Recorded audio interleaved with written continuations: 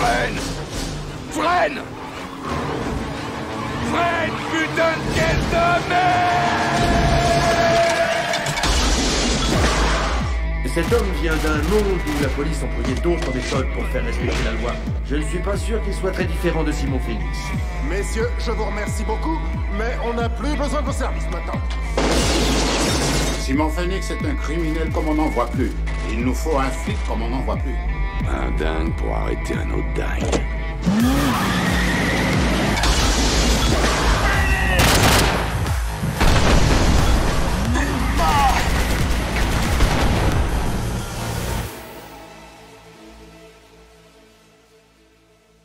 Demolition Man, un futur dystopique pollué par la dictature du politiquement correct et où les citoyens de Los Angeles sont des végétariens qui se torchent le cul avec des mollusques.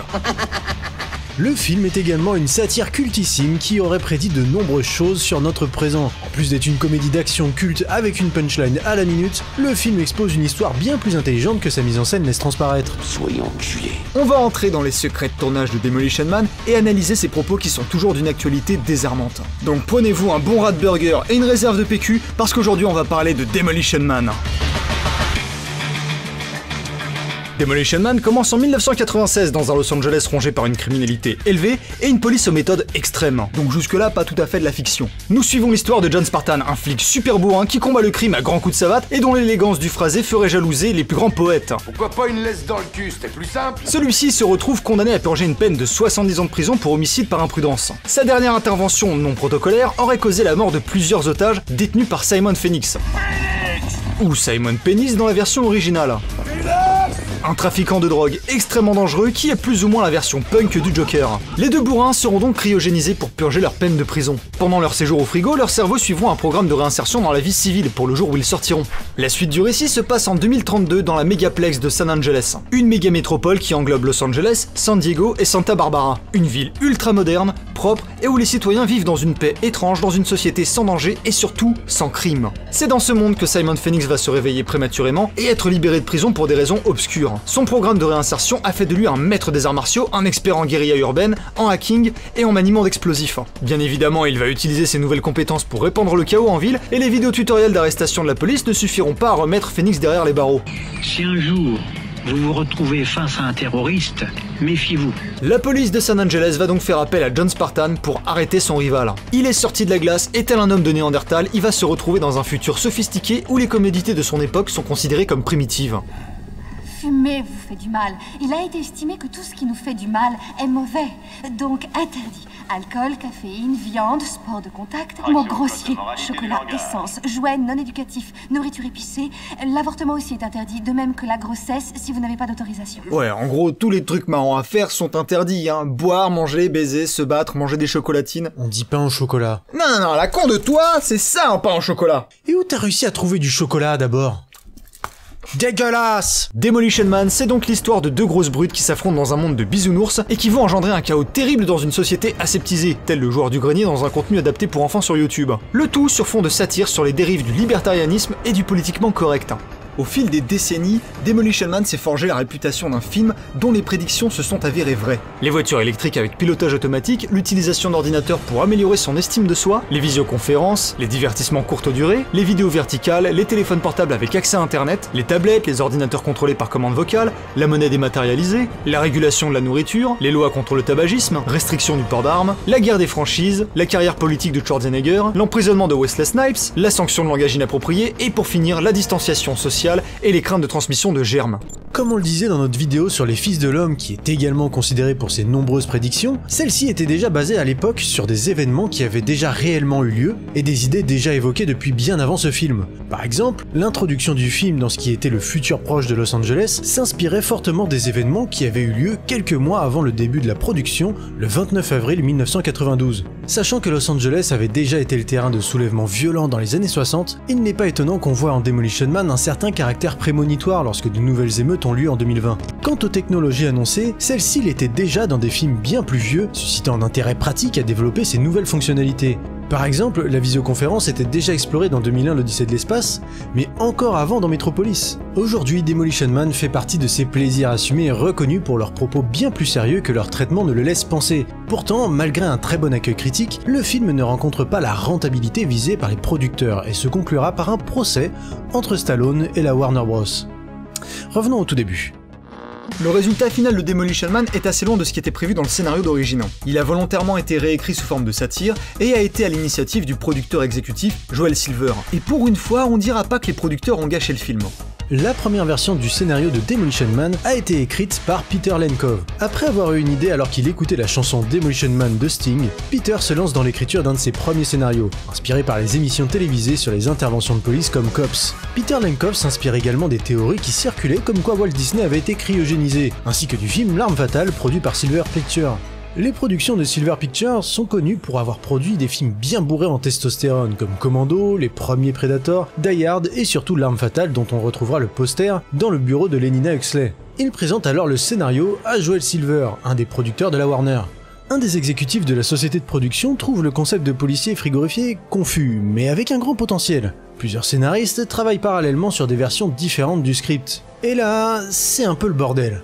Plusieurs scénaristes se lancent simultanément sur la réécriture. Joel Silver ne gardera que celle de Jonathan Lemkin et payera généreusement les autres scénaristes pour qu'ils quittent le projet. Daniel Waters sera engagé pour réécrire le scénario et sera crédité comme le principal scénariste au vu des modifications importantes qui ont été apportées à l'histoire.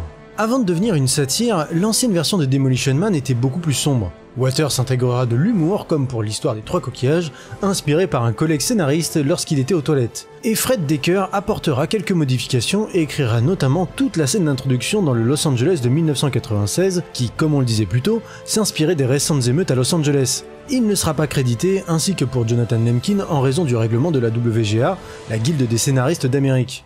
Joel Silver sera donc à l'initiative du projet, et c'est rien d'autre que David Fincher qui va recommander un de ses collègues de la publicité auprès du producteur, Marco Brambilla, qui sera engagé comme réalisateur sur le film. Au départ, Mickey Rourke était pressenti pour prendre le rôle principal de John Spartan. Finalement, les producteurs vont opter pour Steven Seagal, accompagné de Jean-Claude Van Damme, pour le rôle de Simon Phoenix. Jean-Claude accepte à condition d'échanger les rôles, mais Steven Seagal refuse également de jouer le rôle de Simon Phoenix.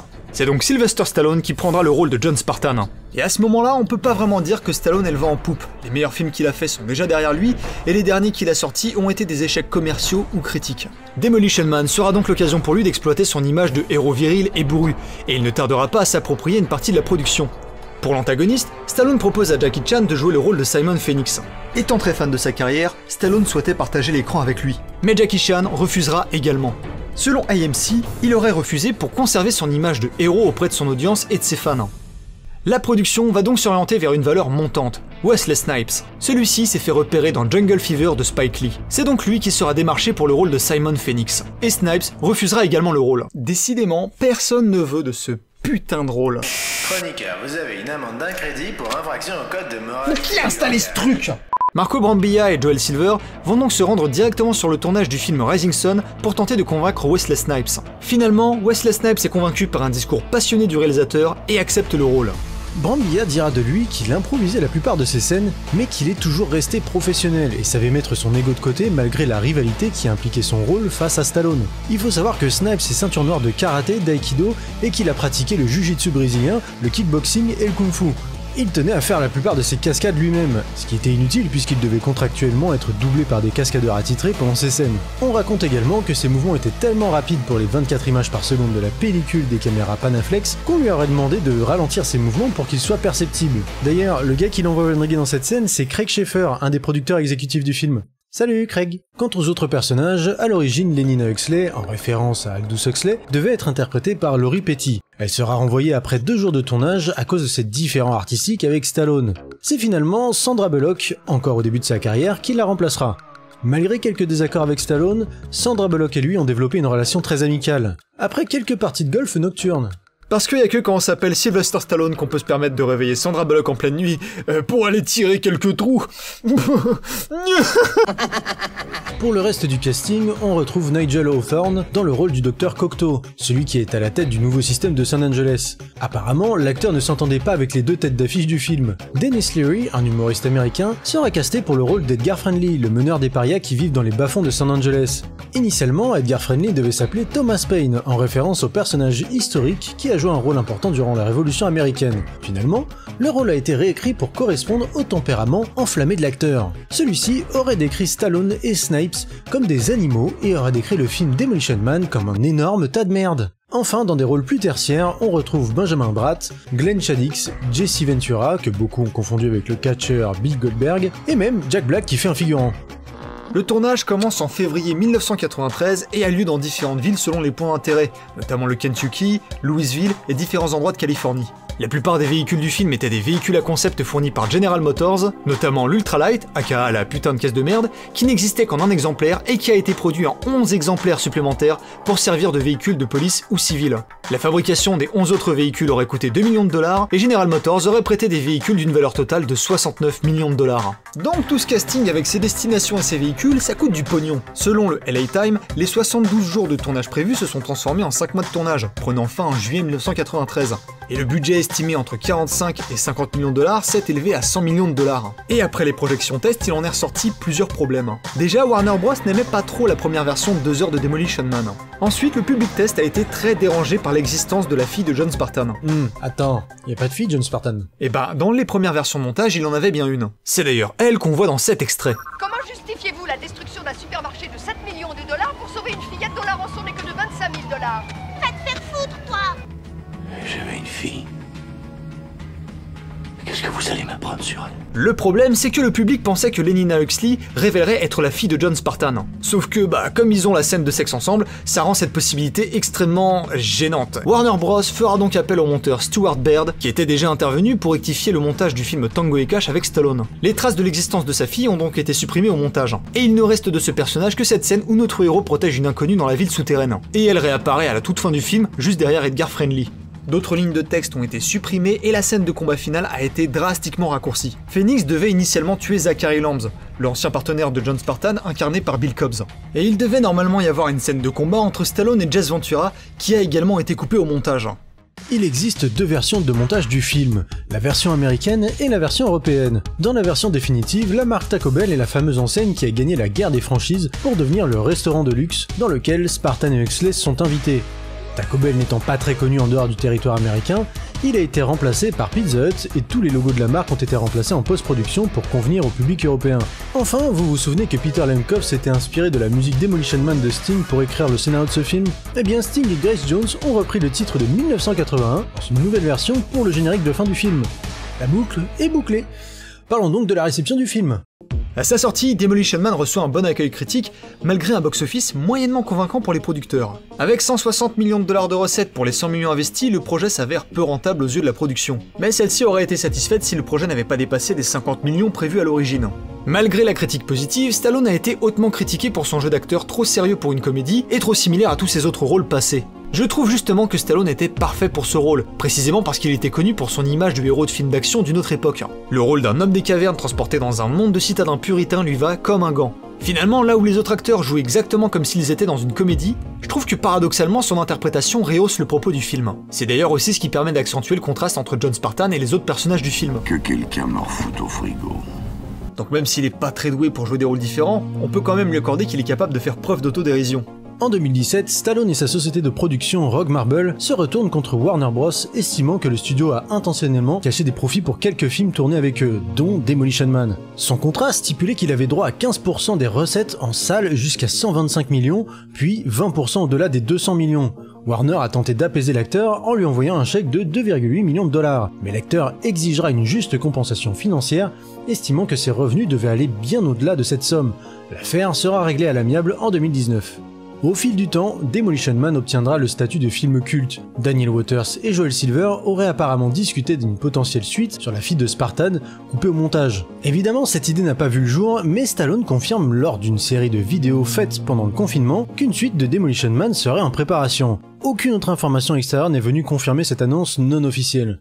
Fait étrange, un auteur de science-fiction hongrois, je vais mal dire son nom, István Némer, accusera Demolition Man d'être un plagiat de sa nouvelle Fight of the Dead, publiée en 1986. Elle raconte l'histoire d'un terroriste et un soldat cryogénisé et réveillé au 22e siècle pour constater que la violence a été éradiquée. Même si l'histoire contient beaucoup de similitudes et que la date concorde avec la rédaction du scénario, je doute fortement que les Américains s'intéressent à la littérature hongroise. Quoi qu'il en soit, Némer n'a jamais porté plainte face au producteur.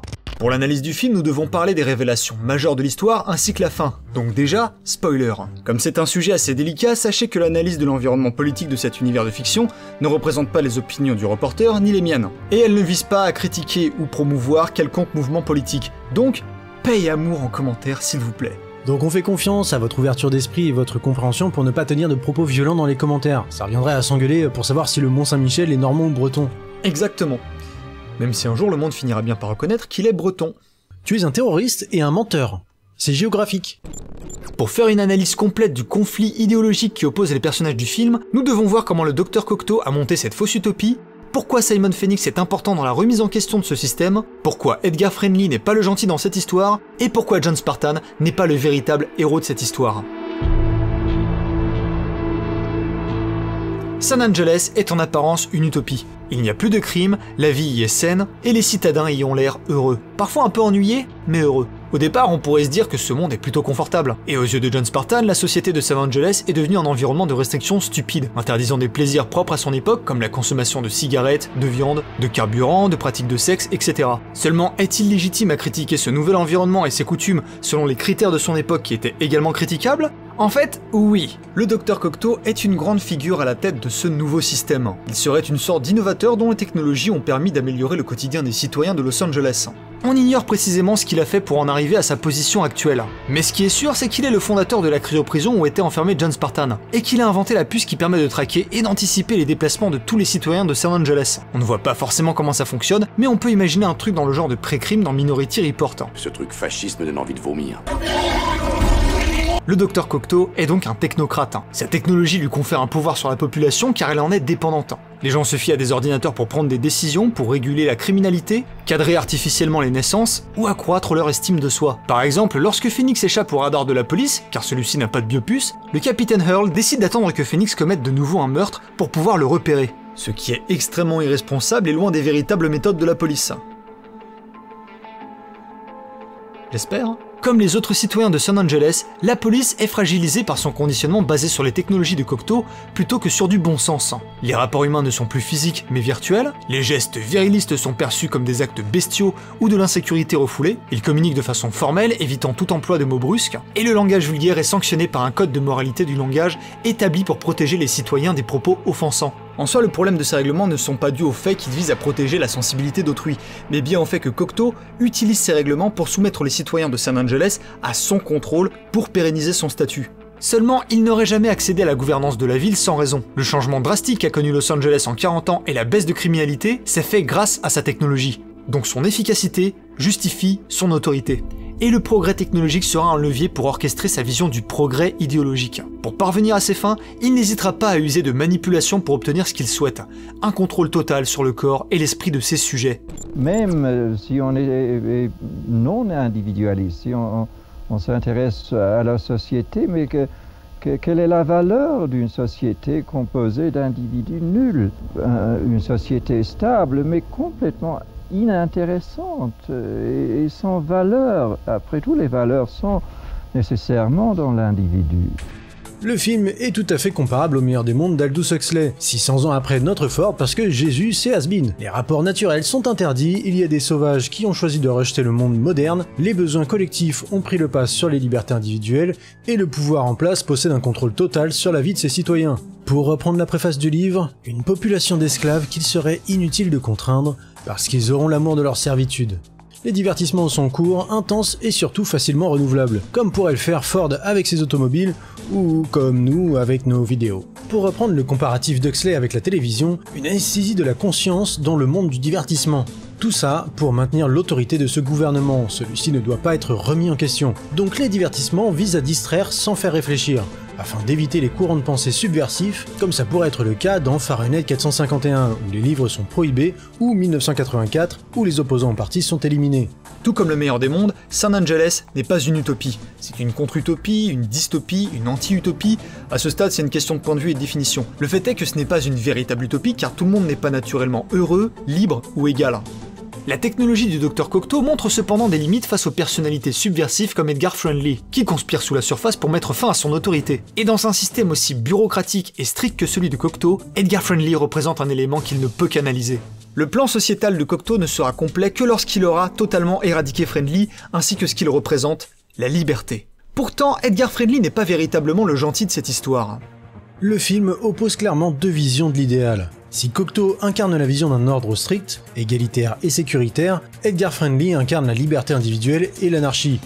On peut également les interpréter comme le progressisme contre le conservatisme, le socialisme contre le capitalisme, la droite contre la gauche, le lait avant les céréales ou après les céréales.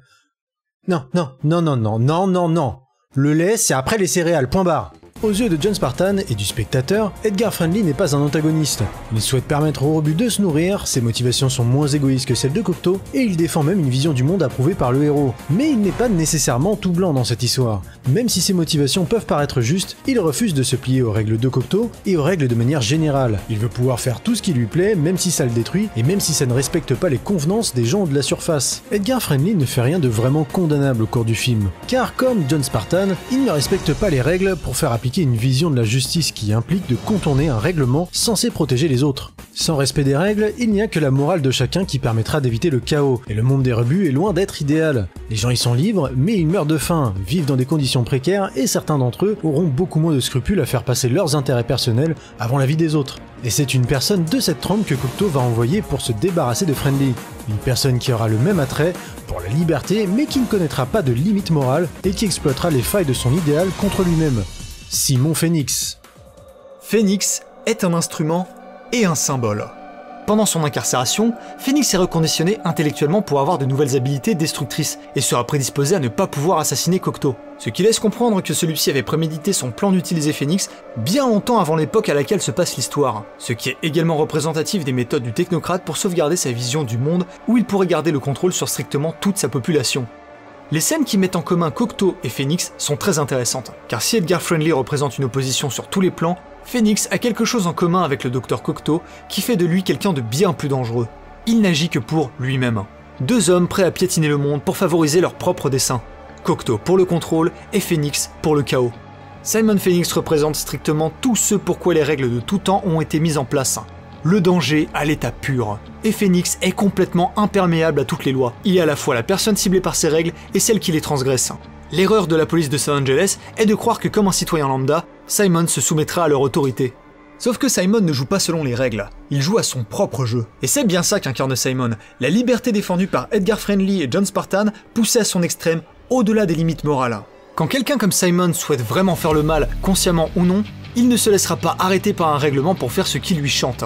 Il trouvera toujours un moyen de transgresser les règles pour obtenir ce qu'il souhaite. Et il trouvera également un moyen de s'émanciper du contrôle de Cocteau.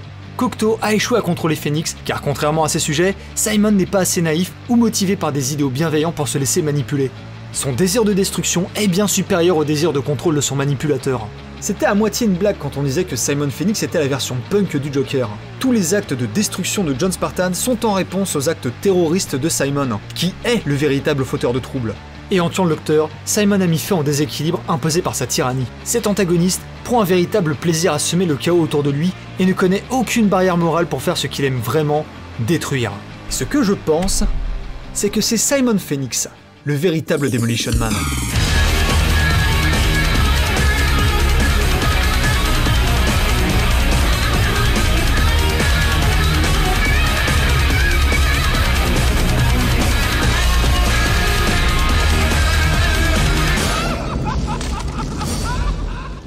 Si Phoenix est la cause de la plupart des destructions matérielles, c'est tout de même John Spartan qui l'empêchera de répandre le chaos à San Angeles en planifiant de libérer tous les criminels de la cryoprison. Après avoir éliminé son rival, Spartan parvient à rétablir l'équilibre définitif dont la ville avait besoin. Une fois débarrassé du contrôle absolu que représentait Cocteau et du chaos dévastateur que représentait Phoenix, John Spartan donne le message moralisateur final dans un happy ending hollywoodien avec un baiser sur fond de destruction. Et honnêtement, je ne pense pas que John Spartan soit le mieux placé pour délivrer ce message. Déjà parce qu'il est pas exemplaire sur l'usage de la violence gratuite, ensuite parce que sa perception du monde n'a pas été remise en question. C'est pas bien de cogner sur les gens.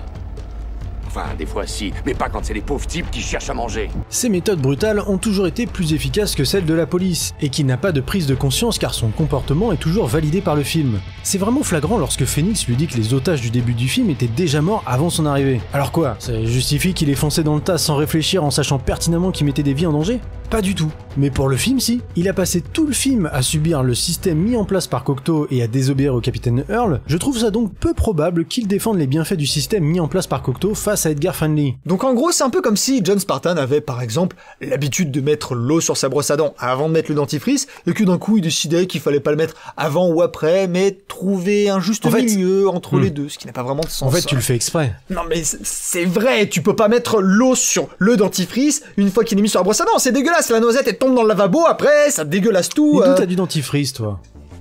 Pour que le message de John Spartan ait du sens, il faut une figure héroïque pour représenter ce changement vers une société plus équitable. Et le personnage qui incarnera ce nouvel équilibre, c'est Lenina Huxley. En un sens, elle est un peu comme le spectateur, conditionnée à accepter les règles d'un monde imparfait, vivant sa passion pour le XXe siècle à travers des écrans, pour nourrir un besoin très précis. Qu'est-ce que je ne donnerais pas pour un peu d'action? Si le film conforte John Spartan dans sa méthode, ce n'est pas le cas de Lenina. Elle ressort mûrie de cette expérience et concilie véritablement les deux visions qui opposent cette histoire. Sans renier les valeurs positives qu'a permis le régime de Cocteau, Lenina est consciente que son quotidien serait plus intéressant avec plus de prise de risque, et plus de rapports naturels qui ne passeraient pas par l'interface d'un ordinateur. Dans Demolition Man, la sécurité totale n'existe pas sans contrôle total de la population. Et la liberté sans condition, c'est la porte ouverte à l'anarchie et aux criminels. Chaque vision de l'utopie ne peut être qu'absolue pour être réalisable. Et pourtant, chacune d'elles a ses qualités. Un monde propre où tout le monde serait égal? Ouais, ça me plairait. Avec le droit de m'exprimer et de manger gras si j'en ai envie? Encore mieux. Et si trouver un équilibre entre les deux, c'était ça, le vrai meilleur des mondes. Bon, après, bien sûr, il y a des trucs sur lesquels on peut pas faire de compromis, hein. Par exemple, mettre ou pas ses boules dans la capote. C'en est trop, je démissionne. Ouais, Si je démissionne, je m'en vais. J'ai pas dit que je faisais ça. Bah tu vois que t'es raisonnable quand tu veux. Non, mais t'es fou, personne fait ça. J'espère. Même avec une histoire aussi classique que l'opposition entre l'égalité et la liberté, Demolition Man traite ce sujet de façon cohérente, avec un regard intemporel sur ce que cette opposition idéologique apporterait dans un monde soutenu par de nouvelles technologies. Faites-nous part des futurs films que vous aimeriez qu'on traite en vidéo, et merci pour vos visionnages et vos dons sur Tipeee, sachez que ça nous aide énormément. Merci à tous d'avoir regardé cette vidéo, la saison 2 des Chroniques du Chaos est en pré-production. Au programme, on aura la composition d'une bande originale, des nouveaux avatars et surtout, une nouvelle saison de fiction avec des nouveaux personnages. Si vous souhaitez nous aider financièrement pour la production de cette saison, vous pouvez nous suivre sur Tipeee afin d'avoir toutes les nouvelles concernant cette nouvelle saison. Et si vous ne pouvez pas nous aider financièrement, les likes, les commentaires et les partages sont toujours d'énormes sources de soutien. Merci à tous et on se retrouve très bientôt pour une nouvelle transmission sur YouTube ou sur Twitch. Salutations chers survivants. Salut. Fin de transmission.